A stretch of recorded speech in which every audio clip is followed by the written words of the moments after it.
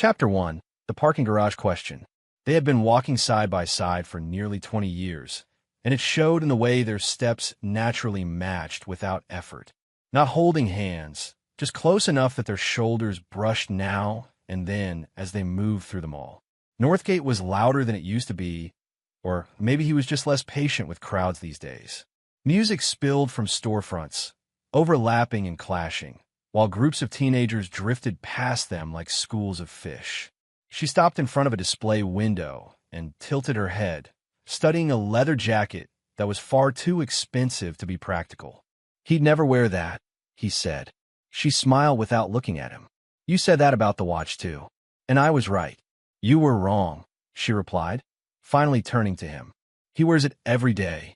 There's son, 21 next week." The number still felt strange in his mouth, like a foreign word he hadn't fully learned how to pronounce.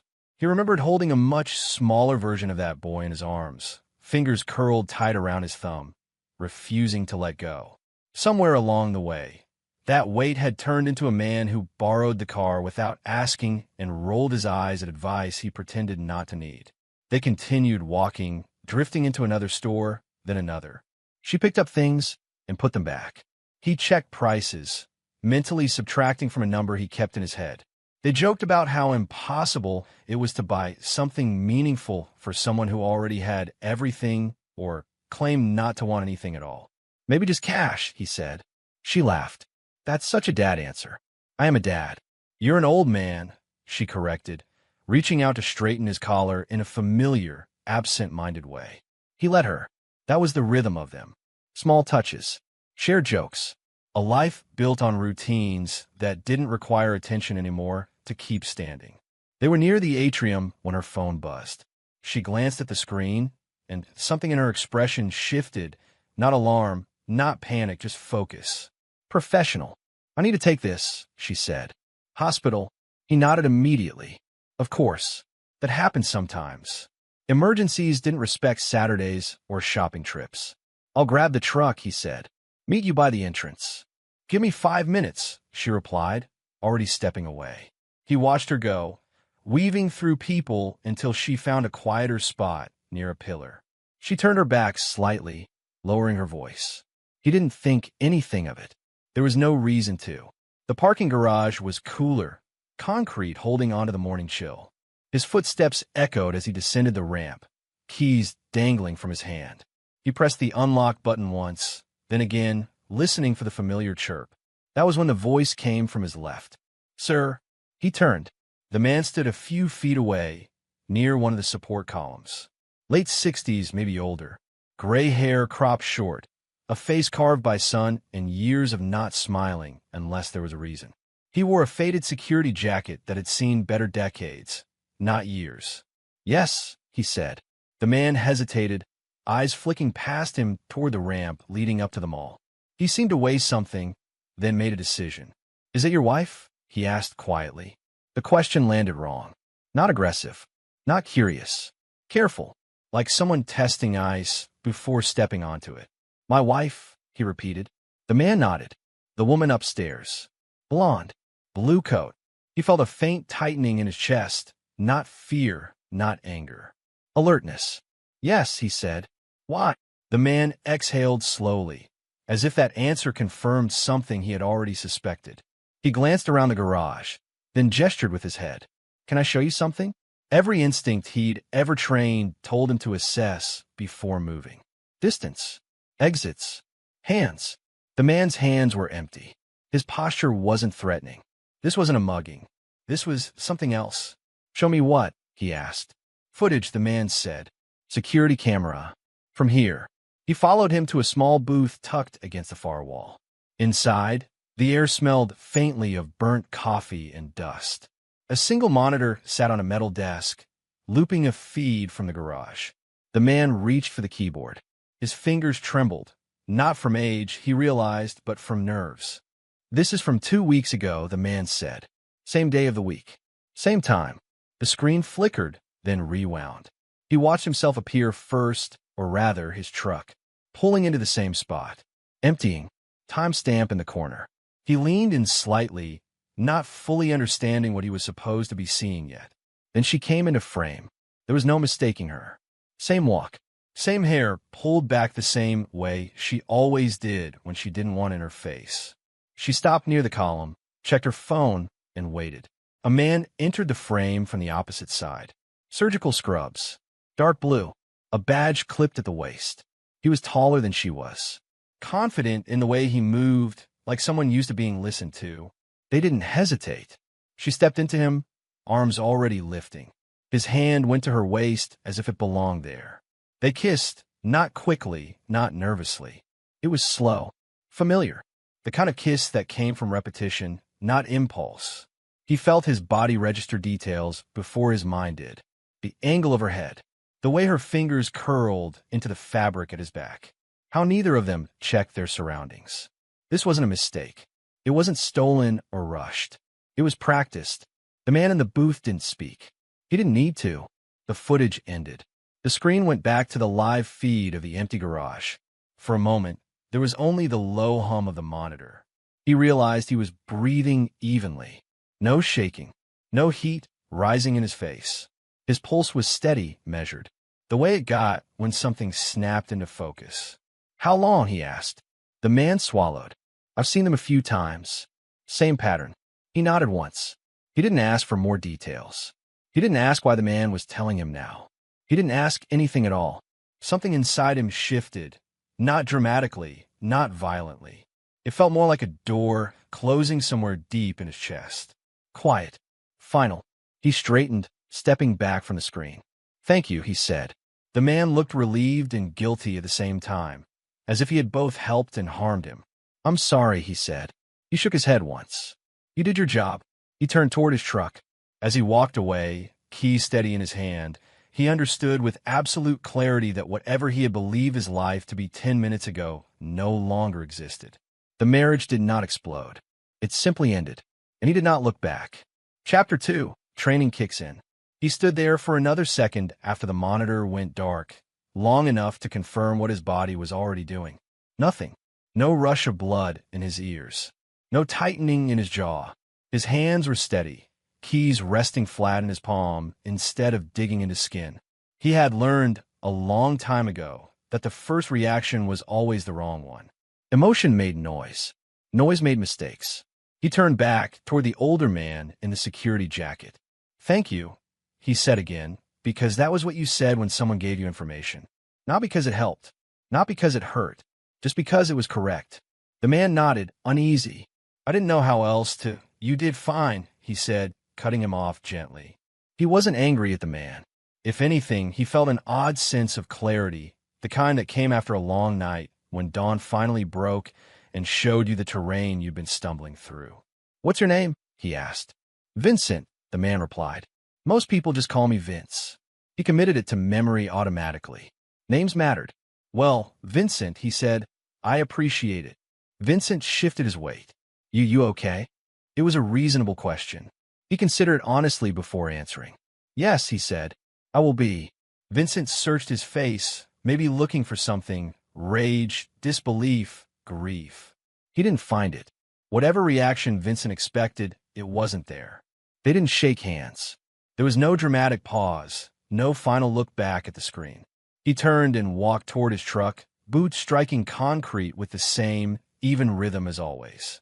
As he drove up the ramp, he felt the familiar mental process click into place, like a weapon being assembled for memory. Compartmentalize. Observe. Do not engage until you understand the full picture. He had learned that overseas, years ago, in places where reacting too soon meant someone didn't come home. Intelligence work wasn't about strength or bravery. It was about patience, about letting people think they were safe while you quietly mapped every move they made. Emotional control wasn't a personality trait. It was survival. He parked near the mall entrance and killed the engine. For a moment, he sat there, hands on the wheel, not thinking about the footage directly, but about what it represented. Not just betrayal. Betrayal was loud, messy, full of theatrics. This was something else. This was sustained, planned, comfortable. He checked his reflection in the rearview mirror. His expression hadn't changed. That was good. That mattered. She came into view through the glass doors, phone already back in her purse, stride relaxed. She spotted the truck and lifted her hand in a small wave, smiling. The smile didn't falter when she climbed in. "Sorry," she said, buckling her seatbelt. "Cardiology never sleeps." "Everything okay?" he asked, because that was what husband asked. "Yeah," she replied easily. "Just a consult. False alarm." He nodded, pulling out the space. His eyes stayed on the road, his attention widening to take in details the way it always did when something shifted into operational mode. Her tone, her breathing, the way she leaned back into the seat, comfortable, unguarded. She reached over and rested her hand on his forearm. The touch was light, familiar. "You okay?" she asked. "You look tired." "I'm fine," he said. "Long week." She hummed in agreement. "Tell me about it." They merged into traffic.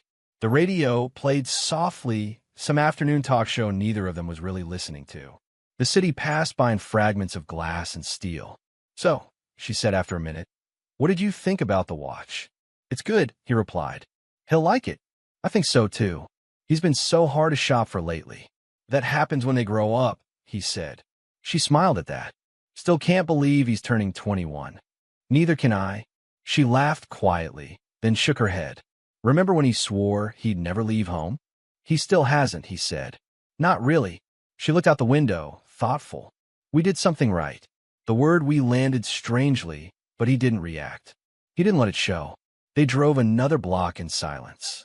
"Oh," she said suddenly, as if remembering something insignificant. "Dr. Vaughn asked if I could swap shifts next Thursday." There it was.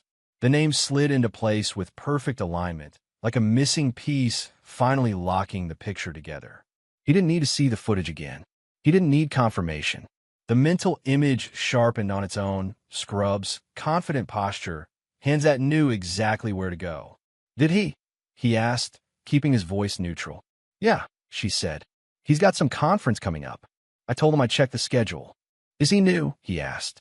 "Not really," she replied. "Transferred in last year. Brilliant, though. Surgeons like him don't usually stick around long." He nodded once, filed it away. She didn't notice. She was still talking. "Anyway, we'll figure it out later. I don't want to think about work right now." She smiled at him again. "Tonight's about us. And birthday planning." "Right," he said. They stopped at a red light. He glanced at her reflection in the side mirror. She looked exactly the same as she had that morning. Same face he had woken up next to. Same woman who had laughed with him in the mall, who had straightened his collar, who had kissed him goodbye before stepping aside to take a call. She reached for his hand again. He let her. Inside, the last loose thread tied itself off cleanly. The name, the face, the pattern. He said nothing, and the silence, carefully maintained, became his strongest weapon. Chapter 3. A House That Still Pretends. The house sounded the same as it always did when they came home. Keys dropped into the ceramic bowl by the door, the muted click of the thermostat adjusting, the refrigerator motor kicking on with a low, tired hum.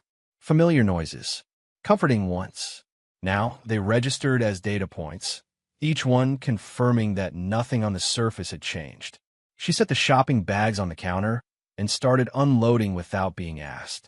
He watched her for a second longer than usual, noting the efficiency of her movements, the way she slipped back into routine as if the afternoon had been nothing more than errands and traffic. "I'll start dinner," she said. "Pasta okay?" "Sure," he replied. She tied her hair back and moved around the kitchen, opening drawers without looking, pulling out the same pot she always used. He sat at the small table with his phone face down, hands folded loosely in front of him, listening to the rhythm of water running and cabinets closing. It struck him how easy it would be to pretend, to let the weight of what he knew sink under the repetition of shared habits. Plenty of people did that. He'd seen it before, people who sensed something was wrong but chose comfort over certainty. They survived, sometimes, but they never really recovered. "Did you want wine?" she asked. "No," he said. "I'm good." She shrugged. "Suit yourself." Dinner passed the way dinners always did. She talked about work, shortages, paperwork, a nurse who was driving everyone crazy. He responded when appropriate, nodded at the right moments, asked questions that kept the conversation moving forward without giving too much away. He could have passed for engaged, attentive, normal. He was very good at appearing normal. They ate at the same pace, plates nearly empty at the same time. She reached across the table and stole a bite from his plate out of habit, smiling when he raised an eyebrow. "Still hungry," she said, clearly. Afterward, they cleaned up together. He washed, she dried. Their shoulders bumped lightly when they reached for the same towel. Muscle memory handled the choreography. Later, they settled into opposite ends of the couch. She kicked off her shoes and tucked her feet under herself, phone already in her hand. He turned on the television, but didn't really watch it, letting the noise fill the room. Her phone buzzed. She tilted the screen away instinctively, thumb moving fast. Not frantic, practiced. "Everything okay?" he asked, keeping his tone casual. "Yeah," she said without looking up. "Just group chat nonsense." He nodded, eyes on the television. He counted the seconds between vibrations, noted the pattern. When it got late, she stood and stretched. "I'm beat," she said. "Early shift." "I'll lock up," he replied. In the bedroom, she moved with the same familiarity, dresser drawer, nightstand, bathroom. She brushed her teeth while he washed his face, the mirror catching their reflections side by side. She smiled at him through the foam. "Good day," she asked. "Productive," he said. She laughed softly. That's one way to put it. They climbed into bed. She rolled on her side almost immediately, back to him, phone tucked under her pillow with a motion so smooth it might have gone unnoticed by anyone not paying attention. He noticed. The room went dark. The house settled. He listened to her breathing slow, evening out as sleep took her. He lay still, staring at the ceiling, cataloging the day the way he always did when sleep didn't come easily. The first buzz came at 2:03 a.m. It was quiet, just enough to register. Her body shifted slightly, hands sliding out from under the pillow. She glanced at the screen, eyes still closed, a small smile forming at the corner of her mouth. Not the smile she wore for him. The phone went still again. She exhaled, relaxed, and drifted back into deeper sleep. He didn't move. He stared at the dark and let memory do what it did best when given time. The perfume. That had been the first thing months ago. Something different. Subtle but wrong. He'd mentioned it once, casually. "New scent?" he'd asked. She'd smiled. "You like it?" He had nodded. He hadn't asked why she wore it only on certain days. The gym bag came next. Always packed. Always carried. Never smelled like sweat. He'd chalked it up to neatness, to her being more disciplined than he was. Late shifts that didn't align with the hospital schedule he knew well enough to recite. Changes made last minute. Calls taken outside. Excuses delivered smoothly. He had believed her. Or more accurately, he had chosen not to interrogate the details. Another buzz, faint this time. She didn't wake fully, just shifted closer to the edge of the bed. Phone still hidden. He felt something then, not anger, not grief. Distance.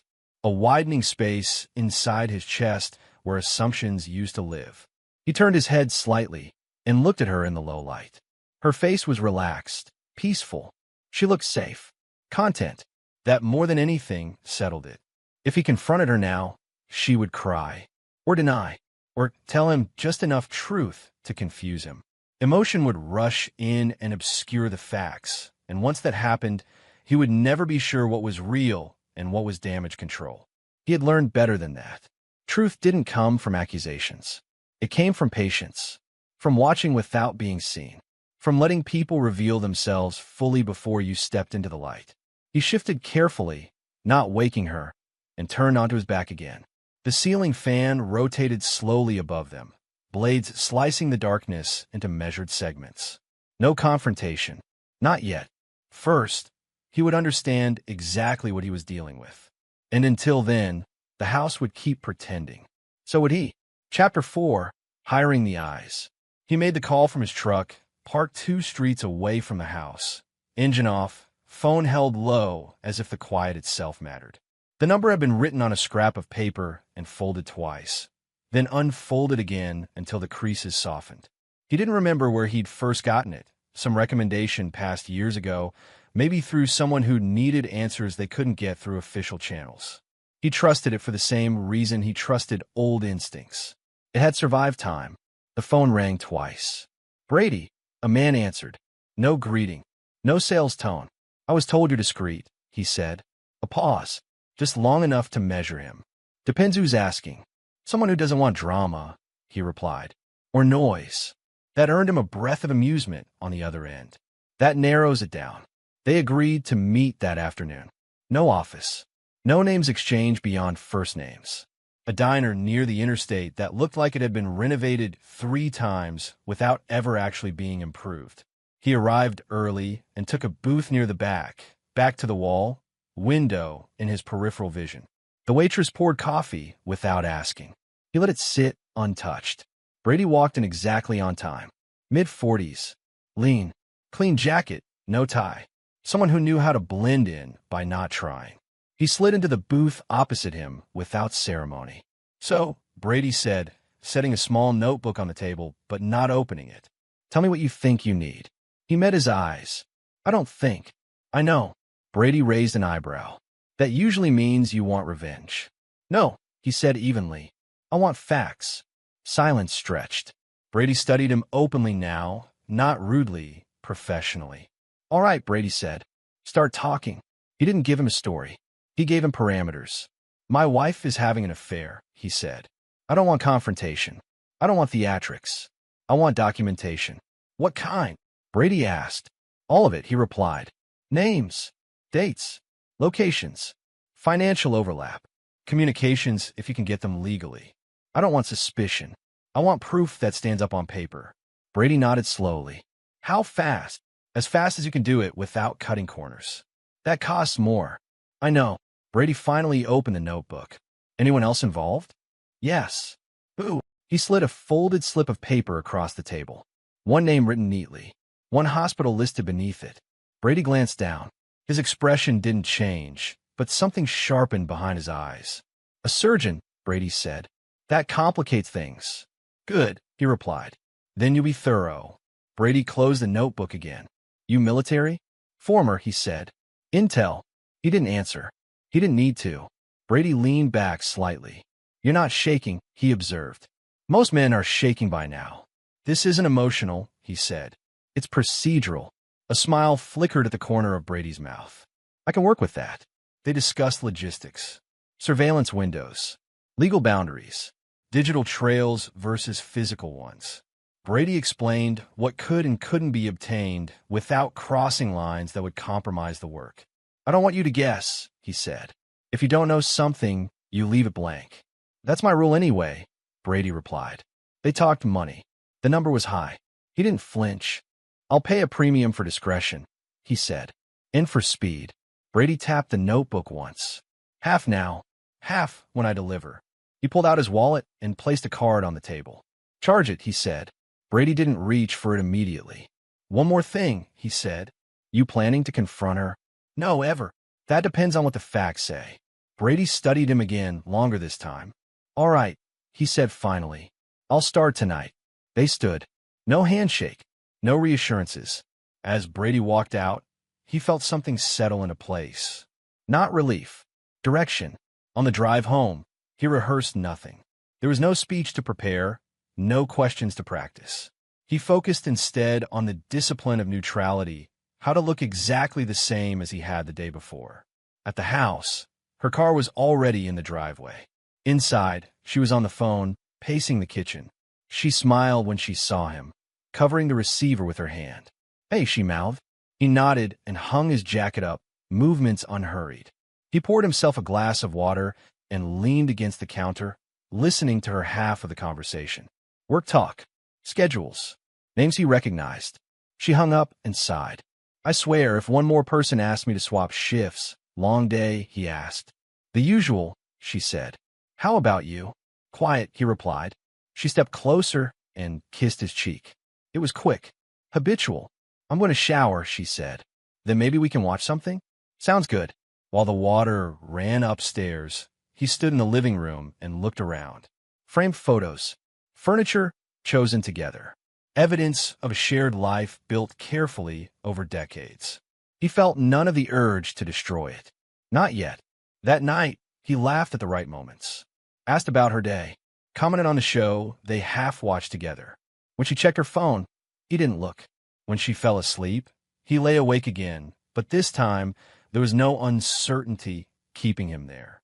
He had eyes now, and until they told him everything, he would keep acting exactly like the man she believed him to be. Chapter 5. Proof is heavier than betrayal. Brady didn't call first. He texted, "Have enough to meet. Your schedule." No punctuation beyond what was necessary. No urgency markers. Just information. They met in the same diner, same booth, same waitress who didn't bother asking what he wanted this time. Coffee appeared. He still didn't touch it. Brady arrived carrying a slim black folder that looked too light to contain anything meaningful. He slid into the booth, nodded once, and placed the folder on the table between them without opening it. "You ready?" Brady asked. He nodded. "Go ahead." Brady opened the folder methodically, as if order mattered.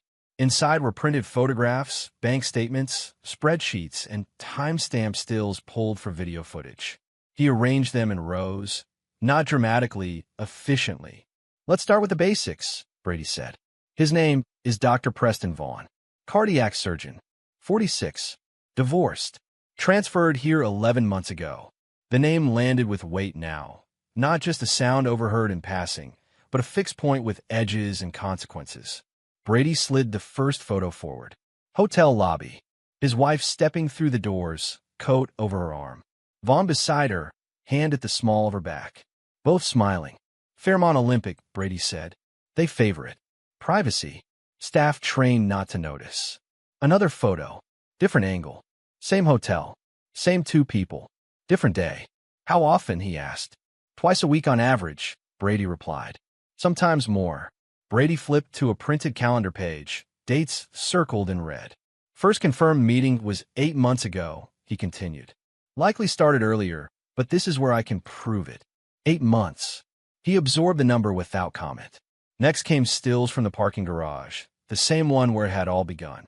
Different days. Different clothes. Same intimacy. Vaughn leaning in, her hand on his chest. No hesitation. They're comfortable, Brady said.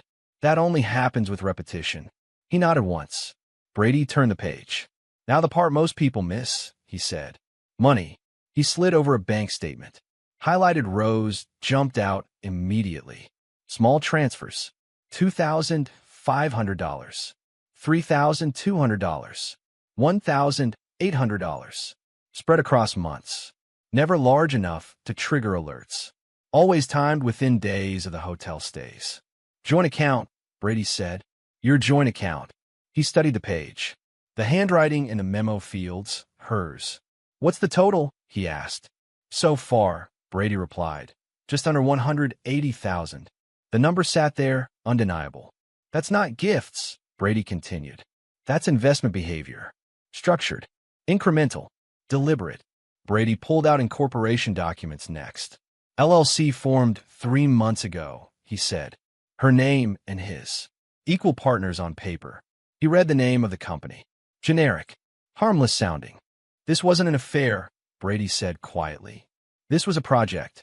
That was when something shifted, not outwardly, not in his expression, but internally, the framing adjusted. Betrayal implied chaos, impulse, weakness. This was none of those things. This was planning. Brady went on, voice steady. I pulled phone metadata. No content. I stayed clean. But the frequency lines up. Calls before transfers.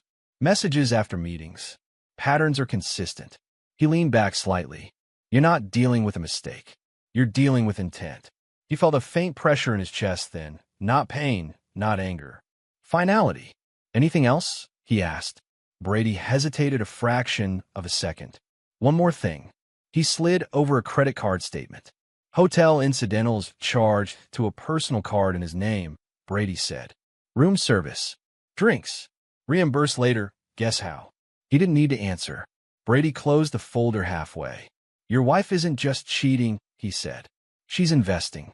Emotionally and financially. He nodded again. Thank you. Brady watched him carefully. You okay? Yes, he said. This helps. That's not what I asked. He met Brady's eyes. I don't need comfort. I need accuracy.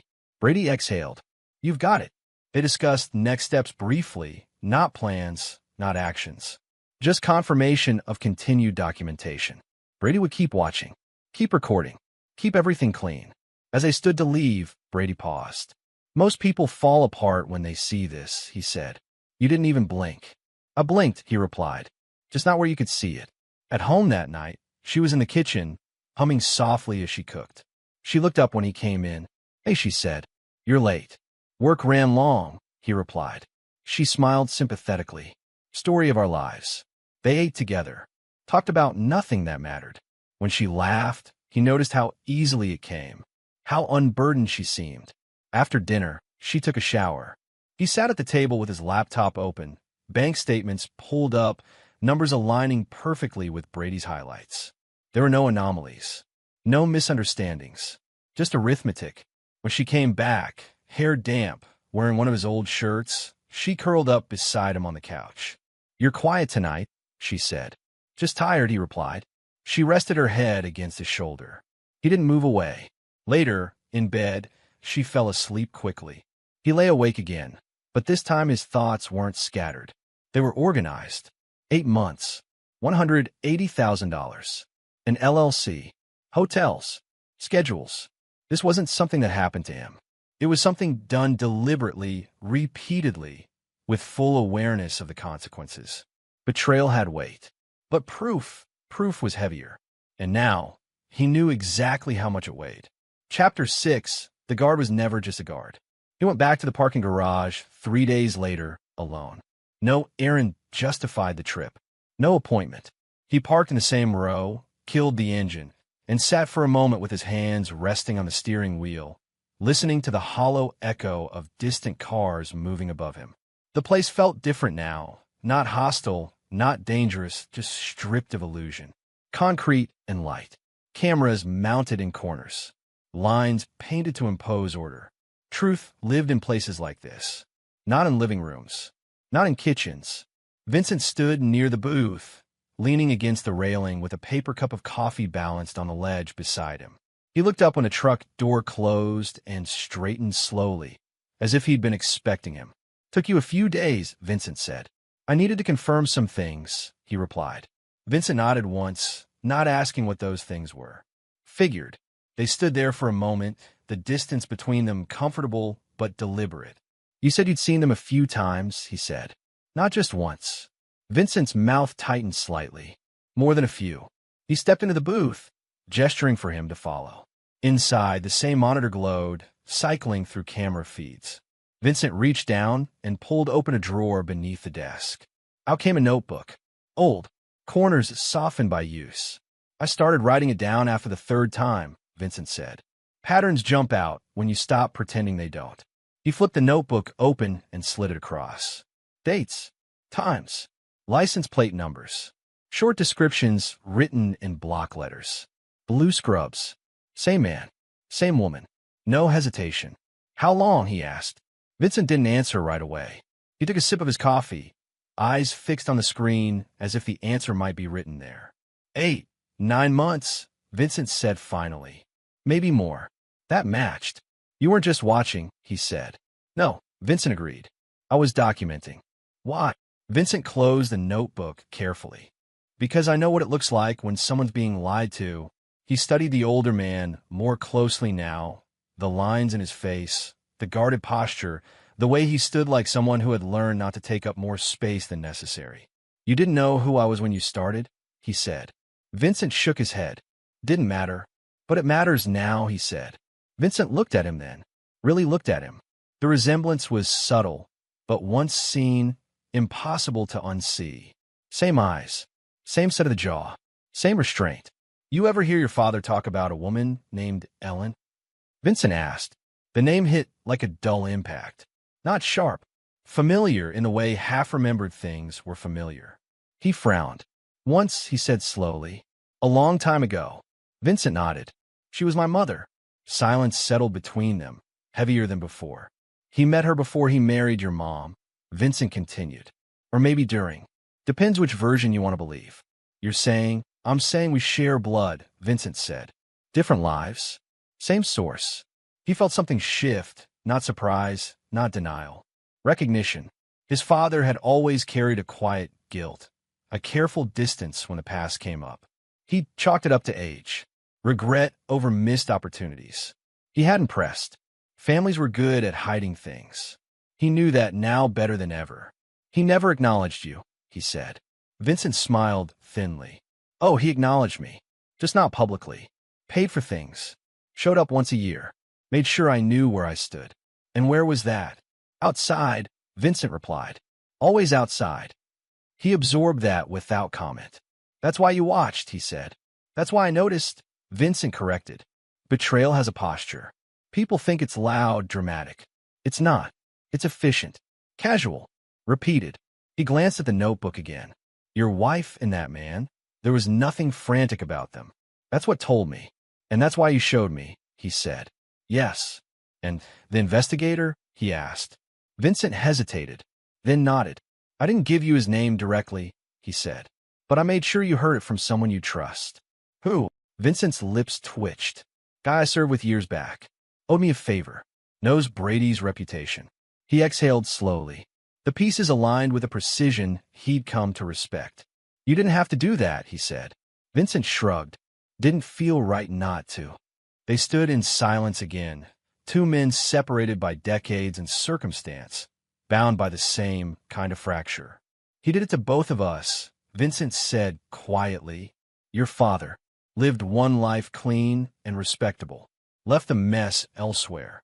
He thought of his son, of secrets, of the cost of silence. Yes, he said. He did.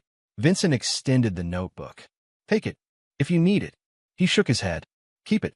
You did the work. I won't take credit for it. Vincent nodded, accepting that without argument. You're not angry, Vincent observed. No, he said. I'm informed. A faint smile crossed Vincent's face. Figures. He turned to leave, then paused. Vincent, he said. Yes. Thank you, he said, for seeing what others didn't. Vincent met his gaze. You didn't need help seeing, he replied. You just needed confirmation. They shared a look that didn't need elaboration. Two men shaped by the same lie. And now, standing on opposite sides of it. Chapter 7, The Pattern Behind the Affair. The spare bedroom became a workspace without ceremony. He cleared it methodically, box of winter coats to the garage, old files in a labeled stacks, the desk pulled away from the wall, and turned so he could see the door. He didn't rush. He didn't hesitate. When he was finished, the room no longer looked like a place someone slept. It looked like a place where decisions were made. Brady arrived with a rolling case and a cardboard tube tucked under one arm. You're getting serious, Brady said, surveying the room. I already was, he replied. Now I'm organized. They worked in silence at first. Brady taped sheets to the wall with careful spacing. Bank statements, incorporation documents, phone metadata charts, hotel invoices. He unrolled the tube and pinned up a city map, colored dots marking addresses and routes. Walk me through it, he said. Brady pointed with the end of a pen. This is the LLC, he said. Filed 3 months ago. Clean paperwork. Legit on the surface. He traced a line from the document to a series of bank statements. Money moves from your joint account into the LLC in small increments. Always under the radar. Always after meetings. How much total? He asked, though he already knew. Right at $180,000, Brady said. Give or take a few hundred. He nodded. Numbers didn't shock him anymore. They clarified. Brady stepped back, eyes scanning the wall. Here's where it stops being just about you. He pulled another folder from the case and opened it on the desk. Inside were printouts from different states. Different years. Same man, Brady said. Same playbook. He leaned in. Marriage certificates. Divorce filings. Hospital employment records. Each one connected by a single constant. He transfers hospitals every couple of years, Brady continued. Always to a new city. Always positions himself near administration. And the women? He asked. Married, Brady said. Mid-level hospital administrators. Access to budgets. Familiar with paperwork. Trusted. Brady pinned up a timeline next to the map. Cities appeared in sequence, arrows drawn between them. Charlotte, Brady said. Denver. Minneapolis. Now here. He studied the pattern. It was clean. Predictable. What's the pitch? He asked. Investment opportunity, Brady replied. private medical tech, consulting firms. Always something vague enough to sound sophisticated, but never concrete enough to verify easily. And they believe him. They want to, Brady said. That's the key. He offers romance first, makes them feel chosen. Then he makes them feel smart for being included. He watched the wall fill in. His wife's face appeared only once among many documents, a single node in a larger network. This isn't impulsive, he said. No, Brady agreed. It's serial. Brady flipped to another page. I tracked 3 previous LLCs, all dissolved within 18 months. Funds drained. Paper trails messy, but consistent. What happens to the women? He asked. Brady's expression hardened. Depends. Some lose marriages. Some lose jobs. One lost an inheritance. None of them get the money back. He felt something colder than anger settle in. Does anyone ever catch him? He asked. Almost, Brady said. But he leaves before it sticks. New city. New hospital. New story. He stepped back and looked at the wall again. The affair, the betrayal that had felt so singular, now looked small. Not unimportant, just contextualized. He walked closer, studying the lines connecting dates and transfers. She wasn't special, he said quietly. Brady didn't respond immediately. No, he said finally. She was selected. That distinction mattered. He turned away from a wall and sat at the desk. This changes things, he said. How? Brady asked. My goal, he said. It's not just about what he took from me. Brady nodded. I figured. He leaned back, hands folded, eyes steady. He's going to keep doing this. Yes, Brady said, unless something interrupts the pattern. He stood and walked back to the wall, tracing the arrows again. He imagined the next city, the next hospital, the next woman who would mistake attention for affection and paperwork for security. This isn't revenge, he said. Brady raised an eyebrow. Then what is it? Containment, he replied. They worked another hour, refining timelines, labeling connections, highlighting consistencies. The wall transformed into something unmistakable, a map of intent. When Brady finally packed up, he paused at the door. You sure you want to keep going? He asked. This gets complicated. I know, he said. And personal, Brady added. He met his eyes. It stopped being personal when I realized I wasn't unique. Brady nodded slowly. All right, he said. I'll keep digging. After Brady left, he stood alone in the room, the evidence wall lit by a single lamp. He didn't feel satisfaction. He felt responsibility. The affair had been a door. The pattern beyond, it was a corridor that didn't end on its own. He turned off the light and closed the door carefully. The goal had changed, and he would see it through. Chapter 8, The Woman Who Came Before. They met in a quiet cafe on the edge of downtown, the kind of place that stayed half empty even during lunch hours. Neutral ground. No history. Brady had suggested it and then stayed out of sight, seated near the door with a newspaper he didn't read. She arrived 10 minutes early. Mid-40s maybe, well-dressed in a way that suggested she had once needed to look authoritative for a living. Not polished now, careful. Her hands rested around a mug she hadn't touched, fingers laced tightly enough to blanch. He approached the table and stopped a step back, giving her space. Thank you for meeting me, he said. She looked up. Her eyes were sharp, tired, and assessing all at once. You're him, she said. The husband. Yes. She nodded as if that settled something. Sit. He did. For a moment, neither of them spoke. The cafe hummed quietly around them, cups clinking, low conversation, an espresso machine hissing like a distant valve release. Finally, she spoke. I didn't want to meet at first, she said. I told Brady no. What changed? He asked. She smiled without humor. I realized if I didn't, he'd just keep doing it. She took a breath, steadying herself. He always says the same thing at the start, she continued, that he's never felt understood before. That work made him lonely, that he wasn't like other men. He felt a familiar tightening, but he didn't interrupt. He told me I was different, she said. Smarter, safer, that I made him want to build something real. She laughed quietly at that, a sound stripped of joy. I was married, she went on, 20 years, 2 kids. I told myself I deserved to feel chosen. What did he offer? He asked. Opportunity, she replied immediately.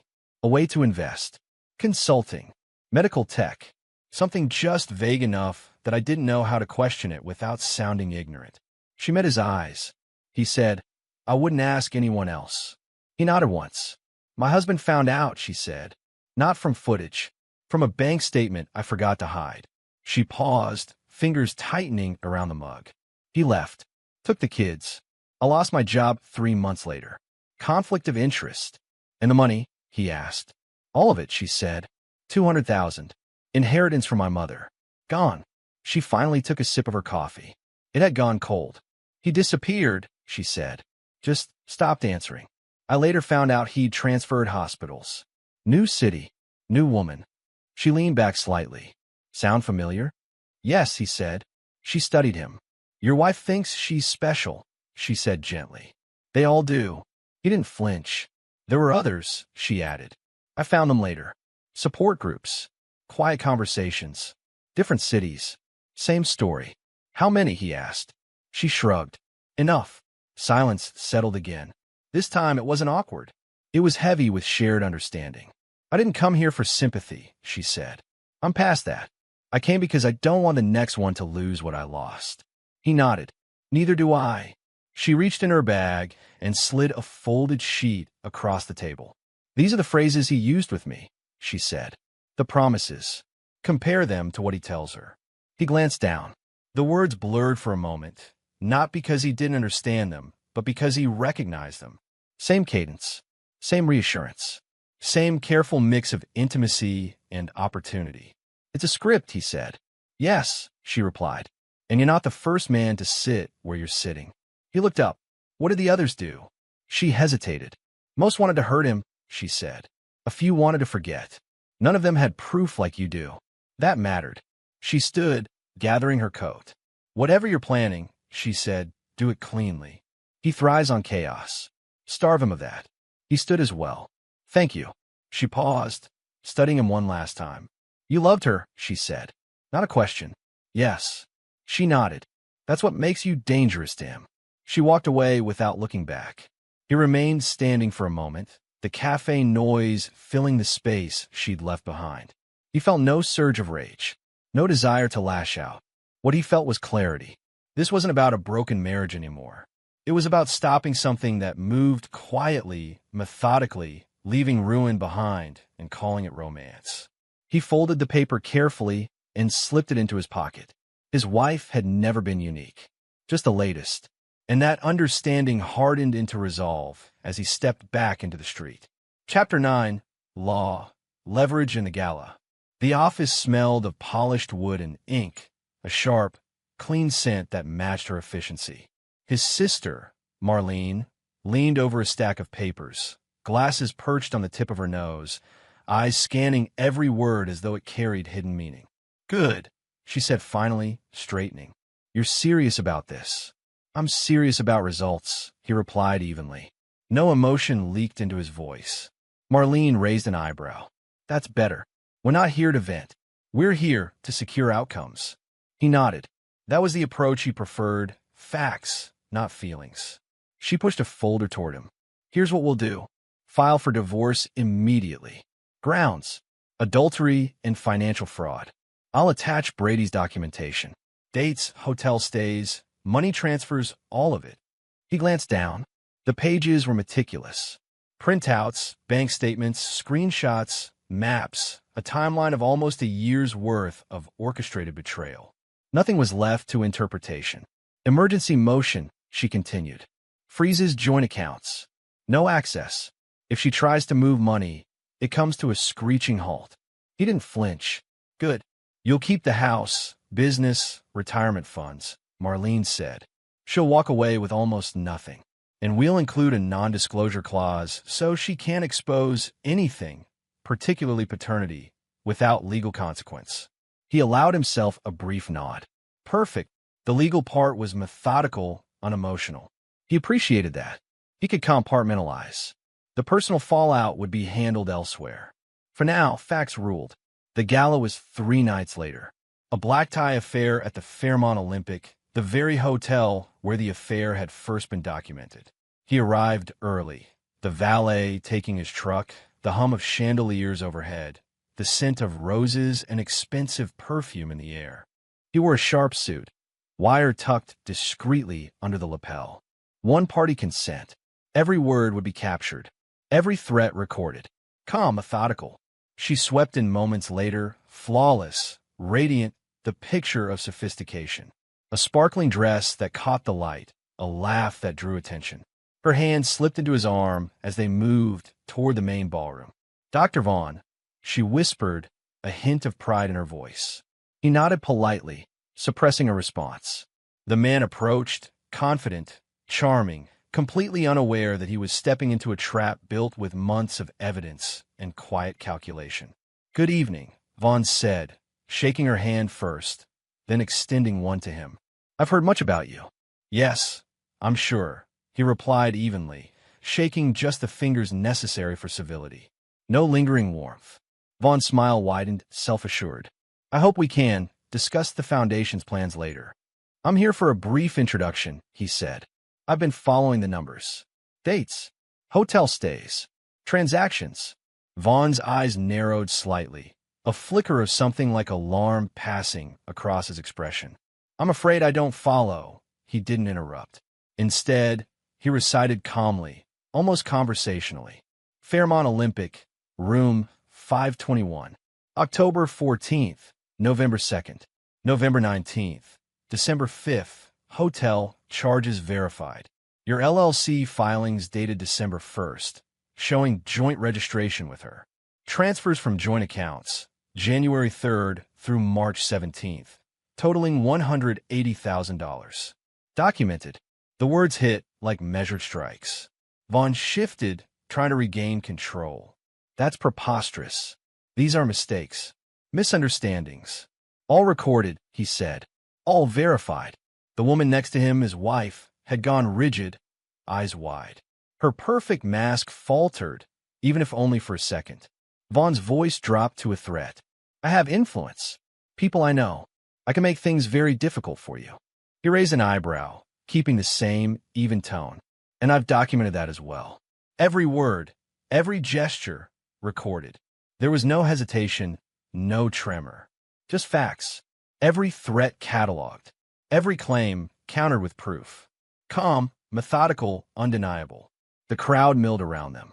Waiters carried trays of champagne. Cameras flashed.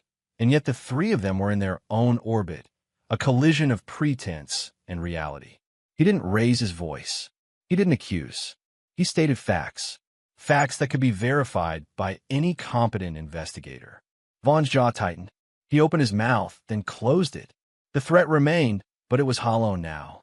Recorded. Controlled. He glanced at his wife briefly. She looked pale but still composed, aware that the center of gravity had shifted entirely. Enjoy the gala, he said finally, and stepped back. No scene, no outburst, just controlled exposure. He walked toward the exit, keeping his composure as cameras and chandeliers sparkled behind him. Vaughn watched him go, restrained but visibly unsettled. His wife followed, silently, the weight of evidence pressing against every carefully constructed lie. Outside, the cool air hit his face. He inhaled slowly, methodical, calculated. Inside, chaos had been avoided. Legally, financially, emotionally, he had leveraged truth, not temper. The power of evidence and restraint had shifted the balance without a fight. And for the first time since the parking garage, he felt the weight of control settle firmly back in his hands. The night ended quietly. No confrontation, no drama, no spectacle. Everything recorded, everything documented, every threat cataloged. He returned to the car, slid behind the wheel, and started the engine. He didn't speak of it to her, didn't discuss it with anyone. Not yet. The work was done. The exposure was complete. The leverage was in place. And in the back of his mind, he knew exactly how to use it if necessary. The hotel faded behind him as he drove home, leaving lights and chatter behind. Inside, he remained calm, collected in control. Everything necessary had been accomplished. Nothing more. Not yet. Chapter 10, What Was Never His. The drive home was silent at first. The streets glimmered under the streetlights, wet from an earlier rain that had left reflections shimmering like liquid glass. He kept his hands at 10 and 2, eyes on the road, each turn measured, deliberate. She sat beside him, fingers nervously tapping against the leather seat, voice rising and falling in uneven breaths. You can't be serious," she finally said, almost a whisper. "Everything you just said, Vaughn, the money, the hotel rooms, all of it." He didn't answer immediately. The engine hummed beneath them. Red light, green light. He kept driving. "It's true," he said finally. His voice was calm, neutral, not accusatory, not pleading, just matter of fact. Her hand shot up, gripping the dashboard. "You don't understand. I thought it was real. I believed him." You believe the con artist," he interrupted softly. "And you made decisions that weren't yours to make with money that wasn't his, but ours." Repeatedly. She swallowed hard, eyes widening as panic crept in. I never meant." "You meant to hide it," he said. "That's the difference between intention and accident." Her breathing quickened. Fingers curled into the seatbelt, then released it. "So what now? Are you going to, she trailed off, voice cracking slightly. He didn't speak for several blocks. Finally, he said, "You're leaving. Tonight. I'll have Brady draft the arrangements. You pack what you need. Everything else stays." Her lips trembled. "You can't just, after everything, after 20 years. "I can," he said quietly, "because 20 years of lies aren't worth another night of pretending." She flinched, and he almost felt a pang, but it was tempered by clarity. Months of methodical observation, evidence gathering, and understanding of pattern and intent had stripped emotion from the equation.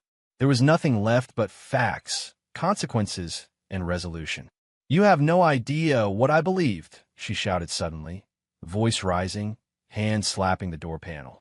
I thought the investment, Vaughn, the company, it was real. I wasn't. "You weren't special," he said evenly. "You were selected, like the others. You were part of pattern. Don't take it personally. He moves through lives the same way, leaves wreckage behind, and pretends it's love." Her shoulders slumped slightly, tears forming in the corners of her eyes. She didn't speak again for several minutes. The only sounds were the tires against wet asphalt, the occasional distant siren, and her quiet, shallow breathing. Then he reached into the glove compartment and pulled out a sealed envelope. "There's something else," he said. "What is that?" she asked, voice shaking. He slid it across the center console. She picked it up, frowning at the official markings. DNA test results. His thumb lingered on the envelope, not touching her hand, just observing. "Open it," he said. Her fingers trembled as she broke the seal. Her eyes scanned quickly, then widened, disbelief and horror blending into a blank sort of shock. "He's not," she whispered. "Not biologically yours," he said. "Never was." Her face went pale. 20 years? 20 years. 20 years of a lie, he repeated, tone even, maintained deliberately. "Not by me. Not by him. By you." She shook her head, voice dropping to a whisper, barely audible. "I didn't know. I didn't think. You didn't think to tell anyone," he said softly, eyes forward on the road. "Not me. Not him. Not our son. You decided for him. For everyone." Silence filled the car again. She tried to form words, tried to reach for something, but the words came out broken, uneven, insignificant. He said nothing more, simply kept driving. When they reached the driveway, he put the car in park and killed the engine. She looked around the house, eyes darting to the familiar shapes. The dining room, the living room, the photos lining the walls. She paused at the family portrait, the three of them together, smiling for the camera, frozen in a moment that had been a lie. "Pack what you need," he said again, stepping out. He didn't offer a hand. He didn't ask her to stay. He only stood, calm, measured, the night air brushing against his face. She nodded, still stunned, and went inside, moving slowly through the room she had once called home. He stayed outside, watching, silent, detached. Later, he called Marlene. "It's done. She knows. She's leaving." "Good," she said, her voice sharp and approving. "And the boy?" He hesitated, then exhaled. "We wait. Graduation first. No reason to destroy his world unnecessarily. That's mature, she said. Not easy. Not supposed to be easy, he replied. He hung up and returned to the living room, alone. The quiet pressed around him. No triumph. No celebration. The predator was exposed. The marriage ended. Justice was in place. But the space that remained was hollow. Later, he called Brady to confirm that all evidence had been secured. No loose ends. Vaughn accounted for. Financial manipulation documented. Everything recorded for potential future use. He sat back in the chair, staring at the muted light from the street lamps outside. The house was silent. Her absence left more than empty rooms. It left a weight, a void. He felt it fully, not in a burst of rage or grief, but as a slow, steady hollowness that stretched through his chest. Marlene had framed it once before. Fatherhood is presence, not biology. He thought of it now with clarity. He had loved, guided, been there. He had provided. He had lived every moment as a father should. Biology could not erase 20 years of devotion, but it could not erase the betrayal either. He made a mental note. The son would not be told until after graduation. The boy's life should remain unshattered by adult failures for now. There would be a time for truth, but it would be a controlled, carefully chosen time. He walked through the empty house, touching the edges of furniture, lingering briefly on photographs he would later remove, the faint aroma of her perfume lingering like a ghost. Each step reminded him of all that had been lost, all that had been taken. Outside, the world continued. Lights flickered in neighboring houses. Cars passed. Somewhere, people laughed. Somewhere, someone else trusted the wrong person. Inside, he sat alone and let the silence settle. Nothing could undo what had happened. Nothing could bring back the years, the trust, or the illusions of family unity. But the predator had been stopped. The deception documented. The legal and financial structures now shielded what was his. There was no satisfaction in this, no triumph. Only the quiet aftermath, a stillness that felt more like survival than victory. And as he stared out into the night, he understood fully that some endings are not celebratory. Some endings are the sober recognition of reality. Some truths are heavier than love, heavier than betrayal. And for the first time in months, he let that truth fill him completely. The story had ended, not with triumph, not with celebration, but with clarity, with justice, and with the emptiness that comes when what was never yours is finally revealed.